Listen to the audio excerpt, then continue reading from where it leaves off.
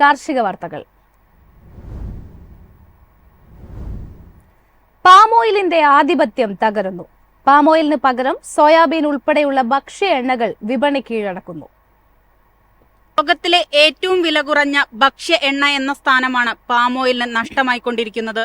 Soya, സൂര്യകാന്തി, കടുക് തുടങ്ങിയ എണ്ണകൾ പാമോയിലിന് വെല്ലുവിളിയായിരിക്കുകയാണ്.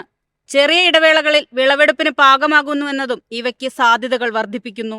അമേരിക്ക പോലുള്ള രാജ്യങ്ങളിൽ മികച്ച വിളവെടുപ്പ് സാധ്യതയുള്ളതിനാൽ സോയാബീൻ എണ്ണയുടെ വില 9% കുറഞ്ഞിരിക്കുകയാണ്. ആഗോള വിതരണത്തിന്റെ 85% വരുന്ന ഇന്തോനേഷ്യൻ, മലേഷ്യൻ എണ്ണത്തോട്ടങ്ങൾ വെല്ലുവിളി നേരിടുകയാണ്. പുതിയ മരങ്ങൾ കായ്ക്കാൻ 4-5 വർഷമെടുക്കുന്നതിനാൽ പ്രായമായ മരങ്ങൾ മുറിക്കാനും പുതിയവ നടാനും ചെറുകിട കർഷകർ വിമുഖത കാണിക്കുകയാണ്. ഇന്ത്യയിലെ ബിസ്ക്കറ്റ് നിർമ്മാതാക്കൾ, റെസ്റ്റോറന്റുകൾ, ഹോട്ടലുകൾ എന്നിവ പോലുള്ള പ്രധാന ഉപഭോക്താക്കൾ ഉടൻ ബദൽ മാർഗങ്ങൾ കണ്ടെത്താൻ സാധ്യതയില്ലെന്നാണ് വിലയിരുത്തൽ. പാമോയിലിന്റെ ഏറ്റവും വലിയ ഇറക്കുമതിക്കാരാണ് ഇന്ത്യ. ഡിസംബറിലും ജനുവരിയിലും രാജ്യത്ത് പാമോയിൽ ഉപയോഗം കുറഞ്ഞിരുന്നു. News desk, Myfin TV. തേയില വ്യവസായത്തിന്റെ നിലനിൽപ്പിനായി ഒത്തൊരുമയോടെ പ്രവർത്തിക്കണമെന്ന് tea trade association of Cochin തേയിലയുടെ വില മെച്ചപ്പെടുത്താനുള്ള വഴികൾ കണ്ടെത്താനും സംഘടനാംഗങ്ങളോട് ആവശ്യപ്പെട്ടു. പ്രതികൂല കാലാവസ്ഥ, കയറ്റുമതി ഡിമാൻഡ്, ഉയർന്ന ചരക്കു ചെലവ് എന്നിവ തേയില വ്യവസായം നേരിടുന്ന വെല്ലുവിളികളാണെന്ന് അസോസിയേഷൻ ചെയർമാൻ അനിൽ മാത്യു പറയുന്നത്.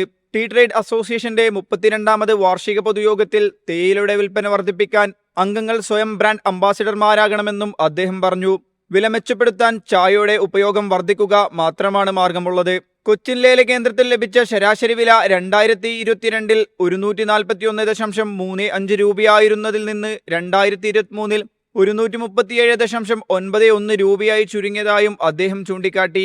അതേസമയം കൂനൂരിലും കോയമ്പത്തൂരിലും വർധനയുണ്ടായി. 231.82 ദശലക്ഷം കിലോഗ്രാം തേയിലയാണ് 2022 ദക്ഷിണേന്ത്യയിൽ നിന്നും ഉൽപ്പാദിപ്പിച്ചിരുന്നത്. 2023 ദക്ഷിണേന്ത്യൻ തേയില ഉൽപ്പാദനം 235.99 ദശലക്ഷം കിലോ ആയി ഉയർന്നു. 4.17 ദശലക്ഷം കിലോയുടെ വർധനവ്. എന്നാൽ കേരളത്തിൽ ഉൽപ്പാദനം 2022 നിന്നും 4.25 ദശലക്ഷം കിലോ കുറഞ്ഞത്. 2023 63.45 ദശലക്ഷം കിലോയാണ് ഉൽപ്പാദിപ്പിച്ചത്. News desk, Myfin TV. കൊപ്ര വിലയിൽ വർധന തുടരുമെന്നാണ് വിപണി പ്രതീക്ഷ. സെപ്റ്റംബർ ആദ്യവാരം മുതൽ തുടർച്ചയായ വർധനയാണ് കൊപ്ര വിലയിൽ ഉണ്ടായിരിക്കുന്നത്. ഉത്തരേന്ത്യയിലെ ഉത്സവ സീസൺ കൊപ്രയുടെയും തേങ്ങയുടെയും വില ഉയർത്തുമെന്ന് തന്നെയാണ് വിപണി കണക്കാക്കുന്നത്. കേരള വിപണിയിൽ കൊപ്ര വില കിലോയ്ക്ക് 20 രൂപ ഉയർന്ന് 122 രൂപയിൽ എത്തിയിട്ടുണ്ട്. കർണാടകയിലെ വരൾച്ച നാളികേര ഉൽപാദനം കുറയ്ക്കുകയും കൊപ്ര വിതരണത്തെ ബാധിച്ചതും നിരക്ക് വർധനയെ പിന്തുണച്ചതായാണ് വ്യാപാരികൾ പറയുന്നത്. ഉണ്ടക്കൊപ്രയാണ് നിലവിൽ ഈ വിഭാഗത്തിലെ ഏറ്റവും ഉയർന്ന വിൽപ്പന നടത്തുന്നത്. 2 ദിവസം കൊണ്ട് മാത്രം കിൻഡലിന് 5000 രൂപയാണ് കൂടിയത്. ഇതോടെ 19,000 രൂപയാണ് കിൻഡലിന് ഉണ്ടക്കൊപ്രയ്ക്ക് വിപണി വില. ചരക്ക് വരവ് കുറഞ്ഞതും വില വർധനയ്ക്ക് ആക്കം കൂട്ടി. താങ്ങുവിലയേക്കാൾ 7000 രൂപ കൂടുതലാണ് നിലവിൽ ഉണ്ടക്കൊപ്രയ്ക്കുള്ളത്. അസംസ്കൃത തേങ്ങയുടെ വിലയും 2 ആഴ്ച മുമ്പ് കിലോയ്ക്ക് 36 രൂപയിൽ നിന്നും 62 രൂപയായി ഉയർന്നിട്ടുണ്ട്. News desk, Myfin TV. കർഷകരുമായി സഹകരിച്ച് ഇന്ത്യയിൽ വിപുലീകരണത്തിന് തയ്യാറെടുക്കുകയാണ് റെഡി ടു ഈറ്റ് സ്നാക്സ് കമ്പനിയായ വൈകുക്ക്. 2 വർഷത്തിനുള്ളിൽ കാർഷിക വിസ്തൃതിയും ഉൽപ്പന്നങ്ങളും വർദ്ധിപ്പിക്കാനാണ് കമ്പനി നീക്കം. രാജ്യത്തുടനീളം 1500 കർഷകരുമായി സഹകരിച്ച് 30% വിപുലീകരണമാണ് കമ്പനി ലക്ഷ്യമിടുന്നത്. മഹാരാഷ്ട്ര, തെലങ്കാന എന്നീ സംസ്ഥാനങ്ങളിലേക്ക് പ്രവർത്തനങ്ങൾ വ്യാപിപ്പിക്കാനാണ് കമ്പനി ശ്രമിക്കുന്നത്.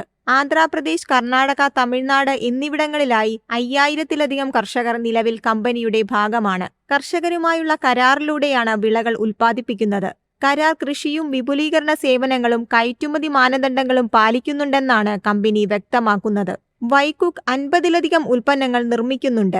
ടാഡ എന്ന ബ്രാൻഡിലും ഇവർ ഉൽപ്പന്നങ്ങൾ വിപണിയിലെത്തിക്കുന്നുണ്ട്. News desk, Myfin TV.